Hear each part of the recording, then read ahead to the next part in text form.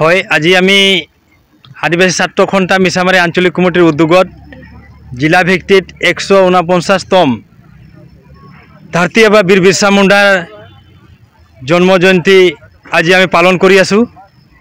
আমাৰ যি আজি প্ৰথম নিশা কাৰ্যসূচী আছিলে পটকা উত্তোলন শহীদ তৰ্পণকে ধৰি আমাৰ যিখিনি কাৰ্যসূচী আছিলে মানে আমাৰ শহীদ তৰ্পণকে ধৰি আমাৰ ধনুকাঁড় প্ৰতিযোগিতা বৃক্ষৰোপণ কুইজ প্ৰতিযোগিতা আজি আমি বিশেষকৈ আমাৰ স্বাধীনতা সংগ্ৰামত মানে প্ৰাণ আহুতি দিয়া ধৰতী আবা বীৰ বিৰছা মুণ্ডাই তেখেতৰ যি উলগুলান তেখেতৰ যি ধনুকাঁড় ধৰি যি উলগুলান যি ওলাইছিলে ব্ৰিটিছক খেদিবৰ কাৰণে সেই সময়ত তেখেতৰ যি আদৰ্শ নীতি আমি আদিবাসী জনগোষ্ঠীৰ লগতে বৃহৎ আমি অসমীয়া হিচাপে আমি তেখেতক সদায় স্মৰণি কৰি থাকিম। আজি আমি মিছামাৰীবাসী ৰাইজে বিভিন্ন জনগোষ্ঠীৰ সহযোগত আমি যি জন্ম জয়ন্তী উদযাপন কৰি আছোঁ।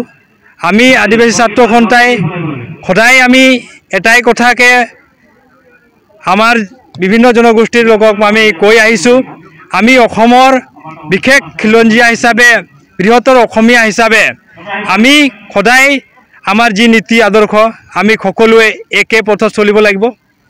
আমি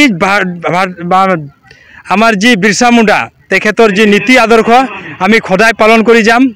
তেখেতৰ যি উলগুলান আমি কেতিয়াও পাহৰি নাযাম আৰু সদায় আমি আজি যি ধৰণে আমি উলহ মালহ পালন কৰিছোঁ এইখন ভাৰতবৰ্ষৰ লগতে অসমৰ বিভিন্ন প্ৰান্তত আদিবাসী ছাত্ৰ সন্থাকে ধৰি বিভিন্ন জনগোষ্ঠীৰ বিভিন্ন ছাত্ৰ সংগঠনক ধৰি আজি জাতীয় শ্বহীদ বীৰ বিৰছা মুণ্ডাৰ জন্ম জয়ন্তী উলহ মালহ পালন কৰা হৈছে। আজি এইখনতে আমি সকলোকে শুভেচ্ছা জনাইছোঁ। আজিৰ আমাৰ প্ৰথম নিশা যিখিনি কাৰ্যসূচী অহাকালি আমাৰ সাংস্কৃতিক শোভাযাত্ৰাকে ধৰি মানে আমাৰ মুকলি সভা আছে। আমি আমাৰ নিৰ্দিষ্ট বক্তাৰ কাৰণে আমি নিমন্ত্ৰণ জনাইছোঁ। তেখেতসকলে নিশ্চয় জাতীয় শ্বহীদ ধৰতী আবা বীৰ বিৰছা মুণ্ডাৰ বিষয়ে বহল ভিত্তিত তেখেতসকলে মন্তব্য ৰাখিব। এইখিনিয়ে কৈ আৰু আমি অহাকালি যি কাৰ্যসূচী সকলোকে সহযোগ জনাবৰ কাৰণে মই শুভেচ্ছা জনাইছোঁ।